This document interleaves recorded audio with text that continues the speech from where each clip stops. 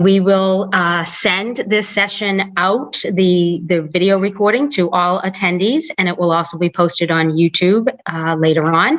We will send out a survey as well with the video recording, and we would really appreciate it if you would fill out the survey so that we can continue to provide great information and content for all of our listeners. So with that, I will hand this over to Kristen Shovlin. On to you, Kristen. Thanks so much, Lisa. Really appreciate this. And thank you for everybody who has registered to join us today. It's going to be an incredible conversation with two amazing leaders here with us today, but really thankful to Lisa and the entire WINiT organization for putting on these really important webinars and series. The more we can invest in each other and the more we can invest in elevating women, the better. Excited to have Laura Smith from Hertz and Rita Visser from Oracle. I'm going to turn it over to each of them to just do a quick introduction and share some wisdom with all of you, and then we'll get started. Hey, Laura, you want to go first?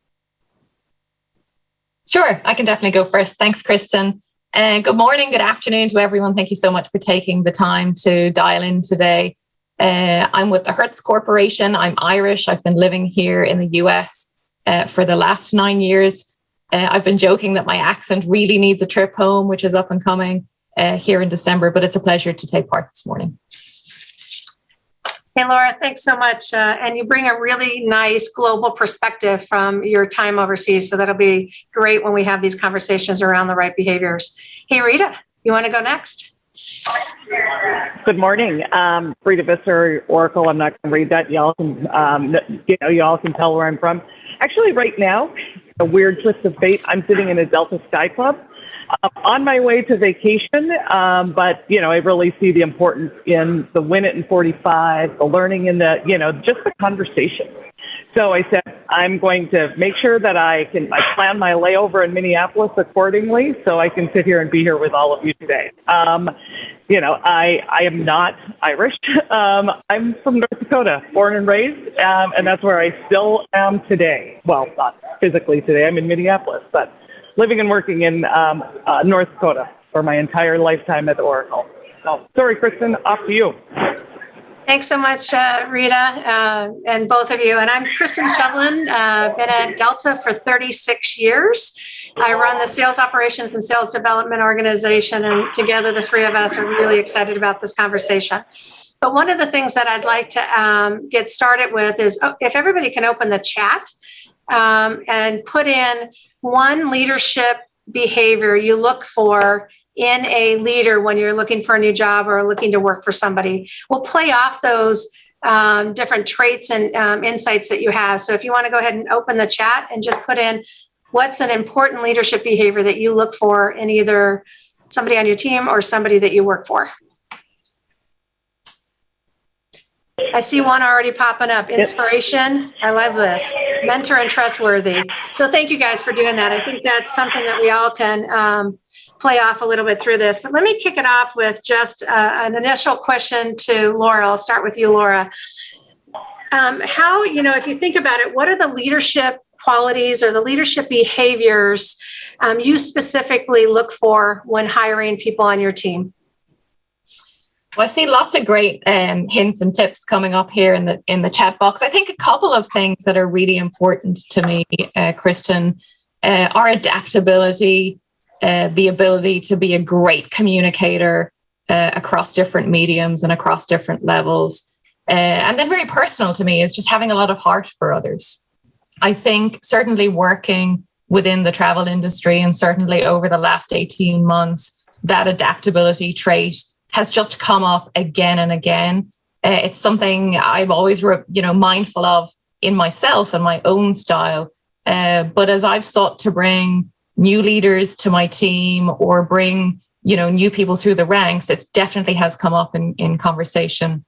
And I think the heart for others, is just so important. I've seen some similar ways to say it there in the chat, whether that's empathy, openness, really just checking in with where people are at. And I think it is hard to lead an entire organization and to bring people with you if truly you're not connected in and don't know where they're at. And so, again, I think that heart for others has been certainly a key focus, as you know, we've all had to deal with so many things over the last little while.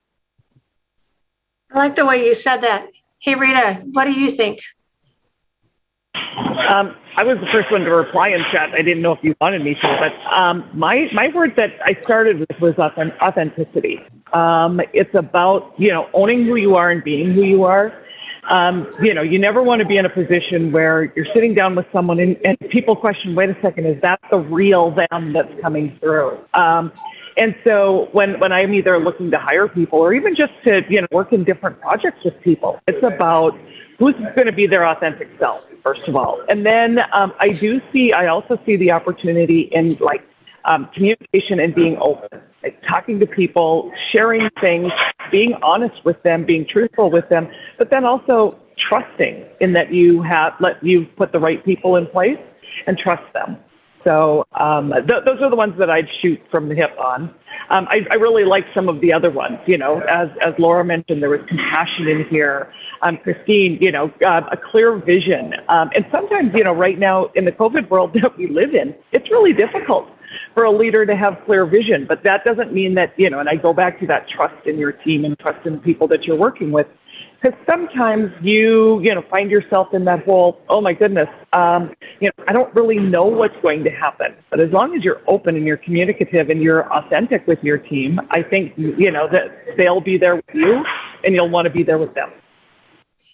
I think both of you guys hit on something incredibly important in just even describing some of those behaviors right away, and that is adaptability and flexibility, because each of you had really hit on the fact that during this time, you had to lean into some different behaviors to really help guide your team. And I see some of them in here, inspiration, compassion, clear vision, as you guys were just talking about, have really been instrumental in helping guide people through this period of time. As you guys start thinking of coming through this pandemic and going into this, the next phase, are there certain behaviors or traits you're going to lean in hard on as you help people rebuild and come out through the other side?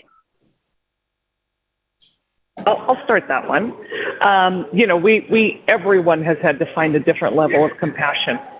Whether it be for, our employees, our family members, friends that we have in the industry, et cetera. There's that. But I also think, and I get through life with this, I'm going to be looking for people who look to the bright side, who aren't afraid to laugh, who aren't afraid to, take on that spirit of what can I do next and how can I do it with the right mindset. We're coming out of this, not just compassion, but coming out of this, we're going to find ourselves in a position where we really need to be there for one another in that compassion. But we also need to just have fun. And, having people who are ready to roll up their sleeves, get a little dirty, have a little fun in the process, I think is going to be critical. I think that's great. And I think the thing that I would add is, a little bit of creativity. I think certainly we were faced with problems that we no playbook for. We sat around a table and we were like, okay, we haven't had to solve this or something like this before. And I think for, people to come to the table with the ability to really think outside the box and really focus on the outcome and what is the needle that we're trying to move. What is the outcome that we're going for? What is the problem that we're trying to solve? And with everyone pitching in with a variety of different ways to get there so that we can find hopefully the best way. But I would also say, excuse me, with experience, that might not, be fruitful. There will be barriers and hurdles that will pop up along the way. And I think it's kind of inevitable that you'll find yourself sitting back around a table again to say, okay, we have to pivot. We're, the goal is still the same. We're still going for this same outcome, but we're going to have to find a different path. And I think one of the things that I've been, really kind of saying to my team a lot is, we just have to push through. Everything has an end. Everything, as bad as it feels, will have an end point. And just with that and using a lot of the things that Rita said, which is humor, which can go a long way. I think and Laura, sorry, Kristen, I commend you, Laura, because, you were just really vulnerable there and said, something like Chris went through not just the COVID period, but you're coming out on the other side of, of a bankruptcy, period. And I can imagine like having some of those, interesting conversations. And again, just keeping people's eye on the prize. That was inspirational to me. So thank you for the note, Laura, because it really does come down to, it comes down to just kind of, helping people get on the other side of what's in front of them now. So sorry, Kristen, I cut you off. No, I appreciate you saying that. And I think, Rita, you mentioned vision. And I think, as we think with our leadership hats on, I mean, there are certainly days where you don't know with certainty that everything is going to work out. You absolutely don't know that it's going to look like, this. But I think motivating teams and instilling that vision and confidence that it's like, I'm out in front, we have this, we've got it, and we're going to drive and march towards that. And I think, both for reminding that in myself, but also in looking for that trait in other leaders, I think is key. I appreciate both of your vulnerability on that conversation, because one of the things that we're seeing through this period of time is the ability to be adaptive, and change is a critical behavior, as you guys highlighted. But I think it's also helpful that you guys are saying this and sharing some of the experiences you've had and how not everything has been 100% on target, because if you're new in this business or you're new in a role, that's hard when you're trying to do everything right? You want to really represent well. And what you guys have just demonstrated is true authentic leadership is understanding that nothing is easy. It's that adaptability, leaning into others, and really bringing that forward. So as you guys talk through that, I hope everybody gets that message that there's no one playbook. And resiliency and adaptability are some of those leadership traits that are incredibly important, not only during this time, but always, right? As you guide your business forward. So maybe one of the next questions that I ask is, if you think about it, how have your leadership's behaviors kind of evolved over time? And if you were to look back at your younger self, what were some of the things that you really needed as you were starting out? And now as you think about yourself today, leading large organizations, how has that adapted and changed? I think for me personally, I think certainly in years past, my younger self might have spent a lot of time, perfecting things, or have spent a lot of time on certain things. And I think over time, there've certainly been occasions where done is better than perfect. And I think the other thing that I would say is, reminding myself of the question of how big is the team that I play on, and who's really good at this particular thing? Who could I ask for help from? Who would love to come to the table and work with me and solve that kind of problem? And I think certainly my younger self would have tried to take all of that on and be more of a singular force in charge. And I think today, more than ever, just embracing this larger notion of so many leaders, so many roles, so many contributory things that the team bring to the table, and really letting more people than not have a voice and bring, their skills and expertise to whatever it is that we're working on. You nailed a number of mine, Laura. That whole, yes, we can do everything, right? And, oh no, I don't need help. And that isn't a leadership attribute that anybody wants to see, right? They want to learn from their leaders. So I would say, and also I would say the younger leader in me not only was saying, oh, yes, I'll do this. It's easier if I do it on my own. I also probably found myself in a position where I was like, I didn't ask the why question enough. Like I was told to do something and I went off and I did it, and I didn't have my check-in points, and I was like, oh, I know exactly what they want from me, right? And then I learned that, wait a second, that's how I was leading my team, right? I wasn't asking them to learn with me along the way. I would, give them a task, and they would go off and they would make that task or complete the task, and I'd be like, oh gosh, But you learn that, you have to be communicative. So I am certainly more communicative now than I ever have been. And I would also say it is that openness. It's looking at it saying, there's only so many things that you can do. And there's everything, not just work-life balance, but giving people opportunities and trusting them to take on some of the things that are on your plate, I think is certainly how I've certainly changed from a leadership perspective in the last few years.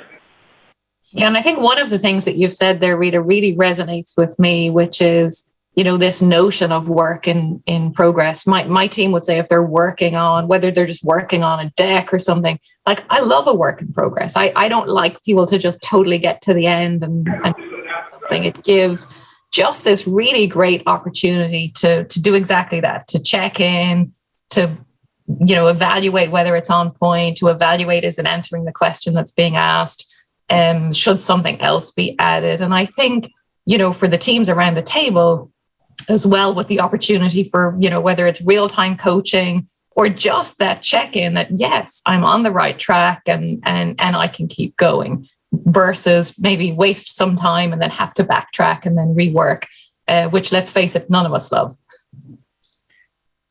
I took a couple notes as you guys were speaking, and I think for all of us, a couple of them is, I didn't ask the why.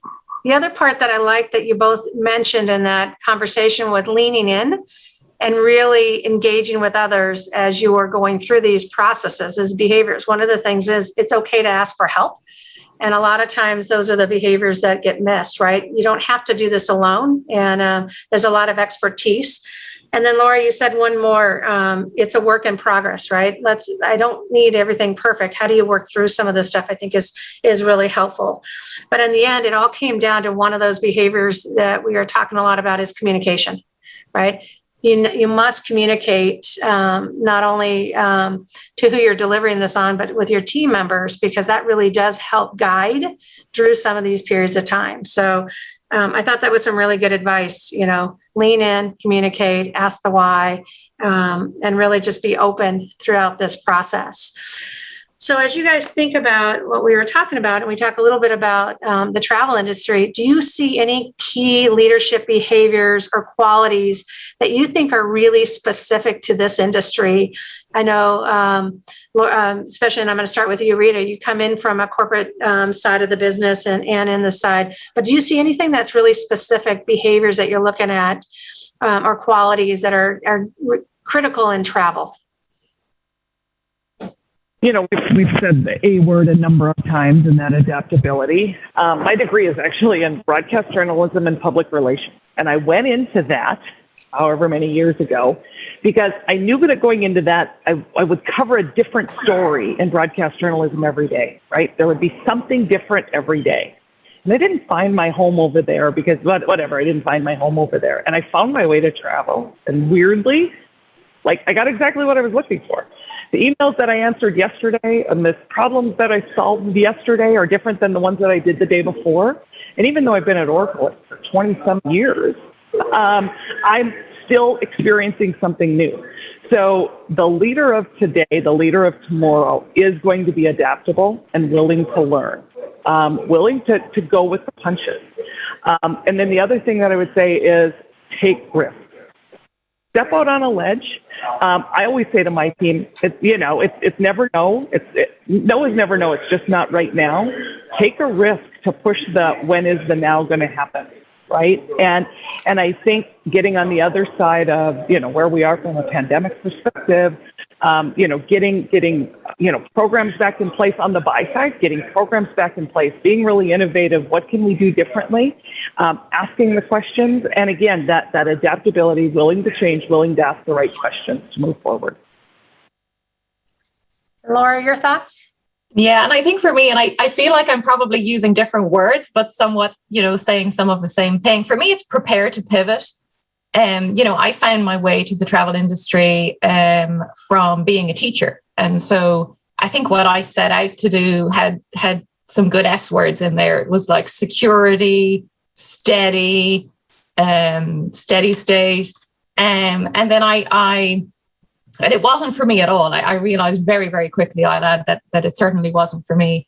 But the first day that I walked into an airport when I started working for Aer Lingus, like something was ignited within me and this whole world opened up. And I realized very fast, like I didn't want all of this kind of steady and predictable. So very, very similar to Rita, but the Prepare to Pivot is just a build on that, because within the travel industry, like nothing stays still. There's always change. Just when you think you're where you're supposed to be, you know, there's another corner to turn.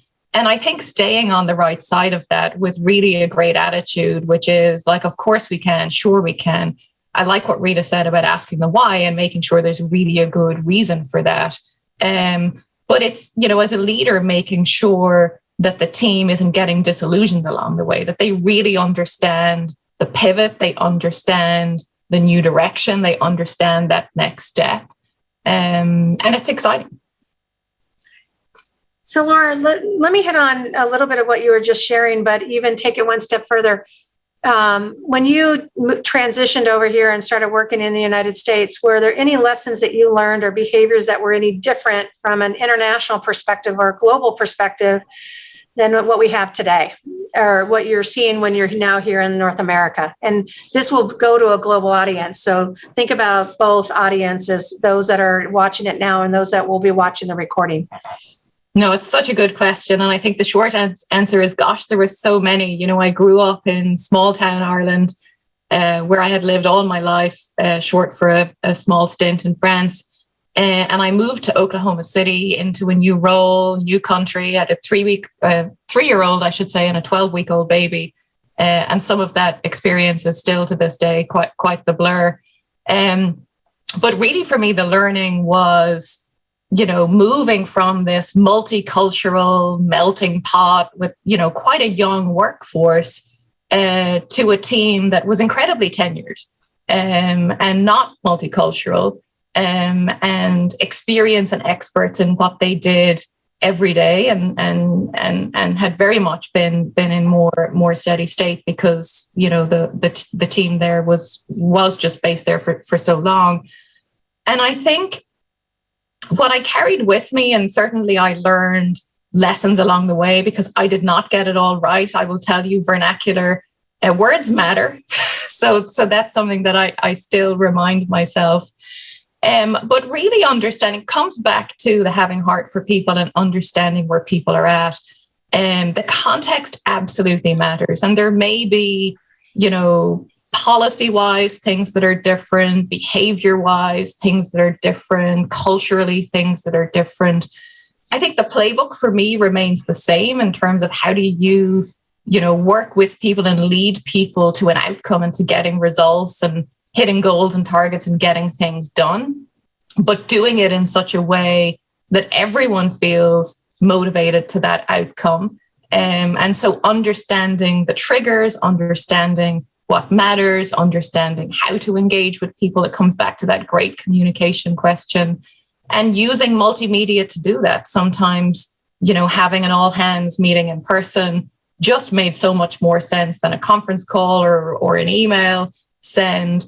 And it's no harm to cut your teeth as a leader and learn some lessons as you go along. But I think checking in, being, you know, self-aware to check in and to make sure that you really are aware of what didn't work, and then make sure, okay, I'm not going to do that again, or I won't use that term or that language or focus on it in this way. And I still iterate on that a lot. You know, having a global team, there are still those nuances, and it's still in today's environment for me very important. I think what you hit on is it comes back to communication, right? And openness. I liked how you mentioned really paying attention to those nuances and then asking for clarification if there is there, because it is a global marketplace and we all get that opportunity to work globally with our partners, but it's also being that awareness that just really doing some check-ins as well. Hey, Rita, do you have anything to add to that? You know, I was just going to say, Laura, it was interesting because as I heard your answer to the question, I heard things like, you know, processes are the same, you know, like there's going to be nuances, but I think in the end, when you really boil it down, people want to be recognized for doing a good job. They really want to do a good job for their, and it doesn't matter. I don't think it doesn't matter if you're in Fargo, North Dakota, if you're in Oklahoma City, or if you're in, Atlanta, Atlanta, Georgia. It comes down to people want to do a good job. They want to be, they want to be recognized for doing a good job. And so you can tie all the stuff on top of it, but if you lead them down the right path, and that's some of what I took away from yours, Laura, lead them down the right path and help them to see what they can become. Like really, that's really what it all boils down to, is helping people be the best version of themselves. So Rita, let's take that one step further. So be the best version of ourselves. We've all had those moments when we weren't our best version of ourselves, or had an error, or created were challenged. Can you talk a little bit about leading through some of that adversity and some of the behaviors you might have leaned in on when you were in a difficult situation? Yeah, happy to. So one, actually, I want to be clear. Are we talking about like where maybe I didn't lead the way that I wanted to, or I was in a difficult position and I had to lead differently? I'd say let's go back to the first one, when you didn't lead the way you wanted to. Okay. Yeah, and this actually goes, like very, very early on in my career. I was working for the agency at the time, and there was a team of people that we were working through a transition on, and I was on the Oracle account, that tells you how long I've been with Oracle. But anyway, on the agency side, and we were leading people through this change, and that's where I was like, oh, we never asked the whys, right? We just said, well, we're going to do it this way. And here's, we didn't tell them why we were going to do it this way. We just needed them to buy in and thought, okay, well, because we're their leaders, we told them to do this, it's all going to be great, right? We didn't communicate the why. We didn't say why it was important to them, to the customers, in the end, how this change was going to be positively impactful. We also didn't communicate the bumps that were going to be along the way. There's learning challenges. We're going to help you through that. We just said, here, do this. I do see it as a major lack of communication. It was something that I learned, one of my biggest lessons that I learned was you can't tell someone to do something and be a good leader. You can ask them to do something and have a conversation on, why are we doing it this way? What questions do you have? Is there something that I can help you to understand more effectively? Have I explained to you in an effective manner why this change is important and what the long-term effects will be? And that really shaped some of the changes that I made from a leadership perspective, because you can either be a boss. Nobody wants to be a boss, right? So in a time where I really was a boss and not a leader, I learned a lot about myself. And I think for me, Kristen, the examples that come up are around influencing and negotiating. And I think there's quite a few times where I just missed the mark. And again, probably earlier on. And I think having really thought through the why on that, it comes down to knowing your audience. And I think when you're trying to get people who you're not responsible for, maybe they don't report to you, so they're kind of outside your structure as such, but you want for them to care about what you're trying to do such that they will take action and help you get to that outcome. And so, for me, the lessons around really understanding the audience, asking the questions and figuring out why should they care. And then it's a little bit back to the communication piece around really making sure that they understand the why. And I think refining that over time and getting that down pat such that, really quite enjoy the challenge of leading and influencing other, large parts of the org to come together in a collaborative way with a shared goal, with everyone motivated around what we're going to do together. But it takes a little bit of refining around really kind of that setup piece and getting the foundation around the audience and getting them jazzed up about, doing something about it. So Laura or Rita, either one of you, as we think through this, these behaviors, and you're now out hiring for your leadership team. What behaviors specifically would you be looking for in people that are going to work for you that you think are important? We talked a little bit about some of the ones early on about how you guys have evolved, but think about it as you're out hiring and people are thinking of roles. What leadership behaviors are most critical and that you lean in on when you're hiring? I don't mind taking that first. There's two that really just pop out, and it's grit and resilience. I think it's important. I think in today's environment, given everything we've talked about, which are, barriers, hurdles, things changing, challenges, all of the pressures that everyone is under. And, having this tenacity to stick with something and having that grit to push through, until we can get to that end outcome and hit goals is important. I think, it's just easy, right? When things get tough to say, this is too hard. I'm done. I'm out. Count me out. Too hard. So it is something that I, recognize in myself. I look for that in other people. And I think on balance, typically, the results are always worth it when you stick with it and really push on through.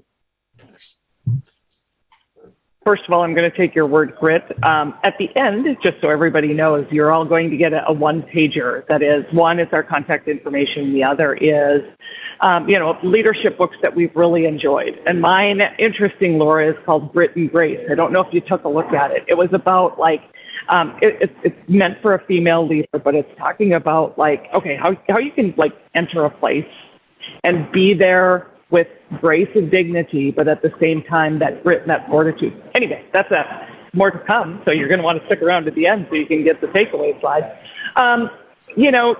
Kristen, I think, if we were in a position right now and we were hiring leaders within our organization, it would be really, we'd want to say, what skills are we lacking? First of all, everybody would be looking to round out a team.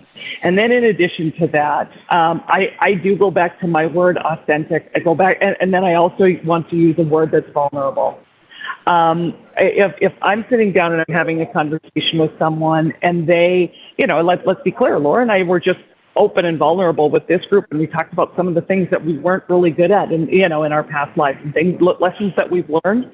If you have someone who comes in and doesn't think that they either have any lessons to learn or have any opportunities for growth, and what they're doing in their day-to-day life, I almost kind of look at it and go, oh my goodness, I find myself in an awkward position to how to try to lead that person, how to even try to mentor them, or to be an advocate on their behalf. So I really would be looking at that word vulnerability in an opportunity to say, wait a second, I need to learn more, and let's get the right people to make sure that the team is well-rounded. Everybody understands what their goals, what they're working towards. And then, the ability to lean on one another in those vulnerable times where you need help, where you don't have, you maybe don't have a skill set that somebody else does, willing to ask for help. I love that word grit. I am going to go check out that book. I didn't get a chance to read it yet, and I highly encourage everybody, when you guys see the list of different publications and sharing good books. I know we're getting at about 11:35, so we've only got about 10 minutes left. Is there a question I haven't asked you, Laura or Rita, that you wish I would have, to really help kind of share your thoughts or advice for this team that's watching today? I want to take that one first. I mentioned it a little bit earlier. I think people look at, I've lived and worked in North Dakota my entire life. I've never even lived outside of the state. And people look at it and go, oh my goodness, how did you make that happen? And really it comes down to putting yourself in a position to have the right conversations at the right time. I've been with Oracle in one fashion or another since 1994. I was on the agency side with them. And I just found opportunities to, where can I fill a role? Where can I step in? Where do I recognize that something could change or something could be done differently? And you have to present yourself in a way that says, hey, I recognize this is a challenge. I think we could solve that by doing this.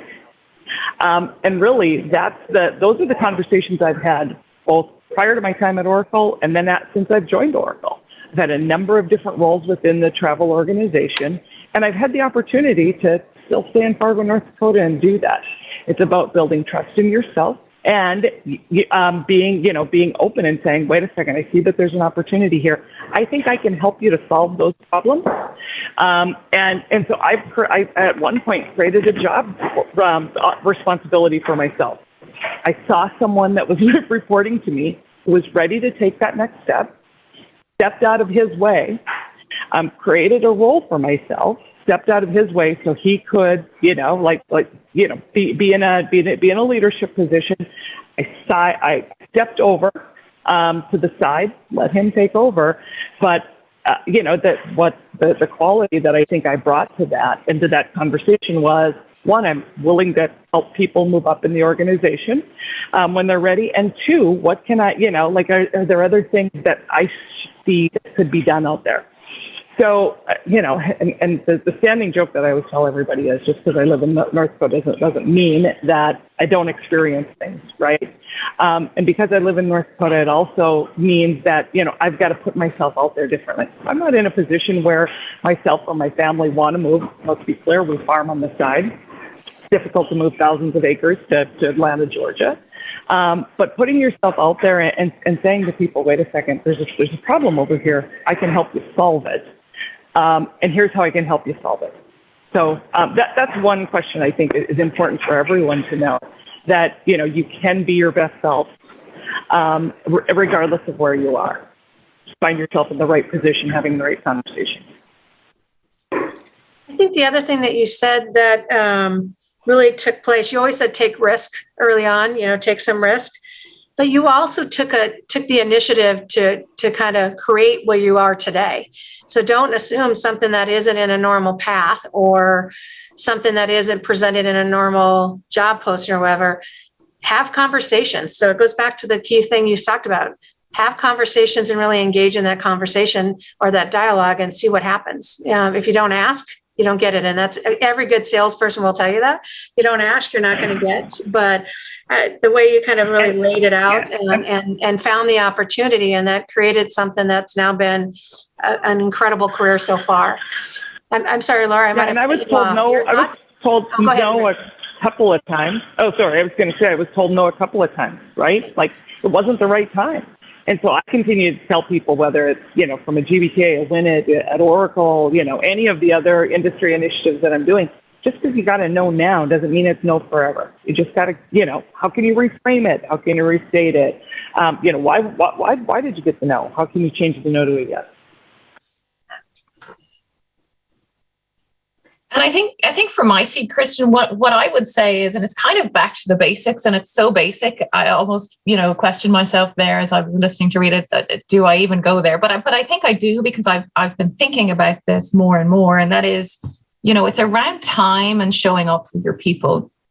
And I think one of the things that I have personally felt as a leader over the last number of months is, this pressure of like so many things coming on your calendar. And we've all had just oceans of like Teams calls or Zoom calls, call after call after call, video, and all of that pressure. And it's irrespective of where anyone is sitting, whether they're virtual, whether they're in an office, no matter where they are around the globe. And I think as leaders, just that reminder of doing the basics, being accessible, having time, keeping one-on-ones, keeping meetings, keeping that open channel, so that people can really feel connected no matter where they are.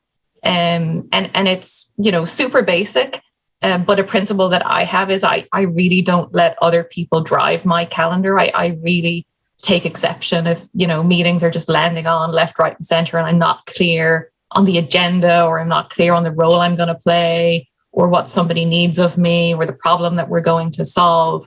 And I think it's very, very easy to just be a hamster on the wheel, just going from meeting to meeting to meeting without coming up for air to say, do my team have time with me? do they have what they need from me? I like that. Show up for your people. Both of you guys talked a lot about authentic and making time. And when you Google the best behaviors in leaders, you always get things like strategic, vision, direction, goal-oriented, a decision maker. Those are all critical. But I think what you guys also hit on is that emotional type. You got to be authentic. You've got to show up for your people.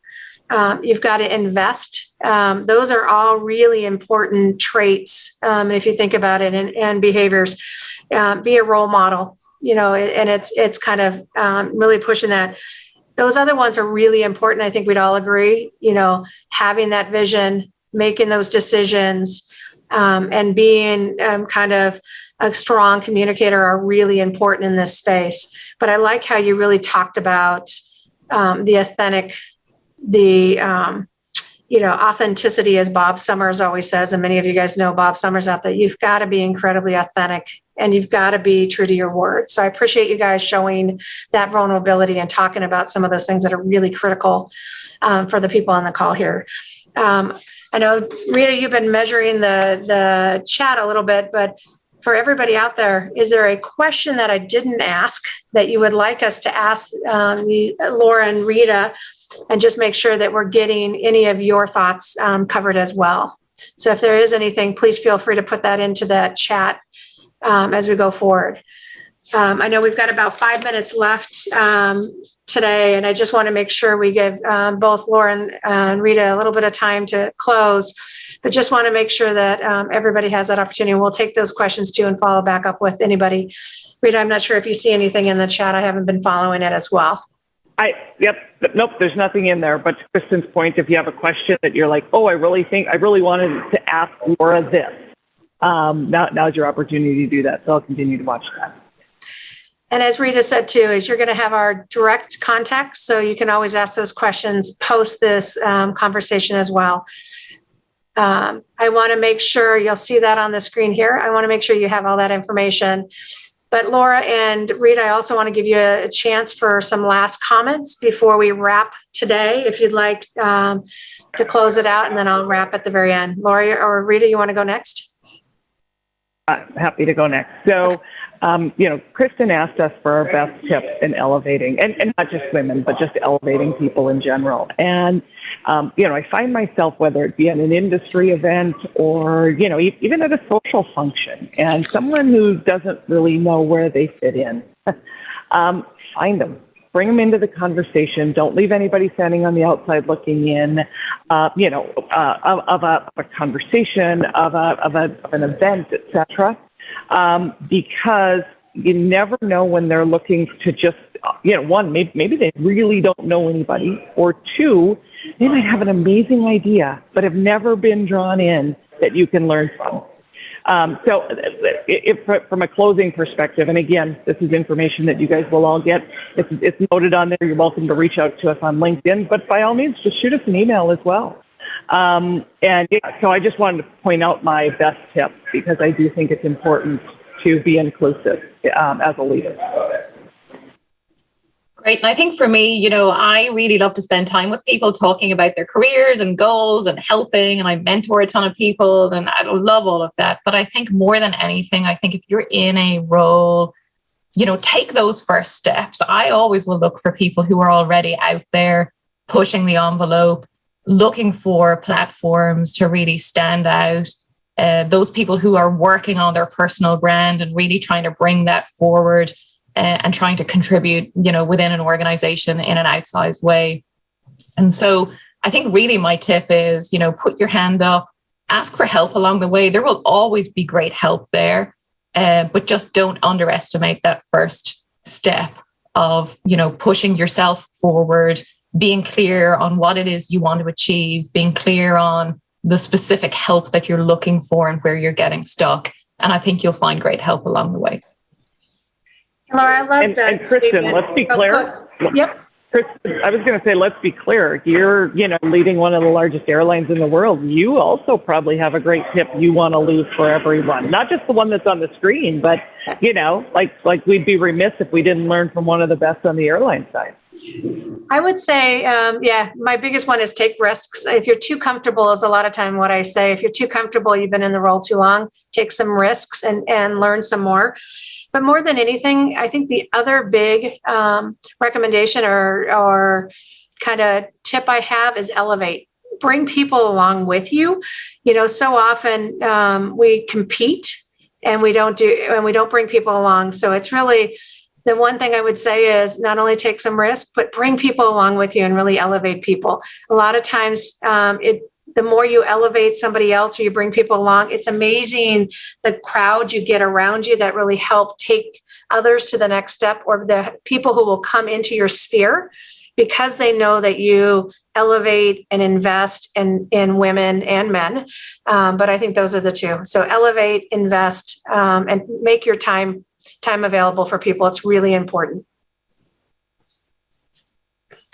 And with that, I think the only last question, I like this, somebody said, I like trust and compassion, really want, but I just want to wrap today and thank everybody for joining us on this journey.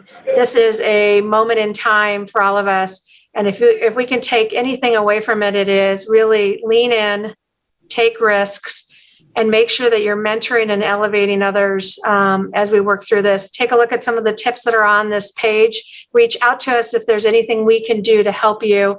I just want to extend a huge thank you to Laura and Rita for your open and honest conversation, your vulnerability, and your tips and guidance that you have shared across with everybody. So thank everybody very much for being here today, and look forward to chatting with you as we go forward. And as I wrap, there's one last thing. There is another WINiT45 series on December 9th. Yep, I think Lisa was going to talk about this. Lisa, are you still with us?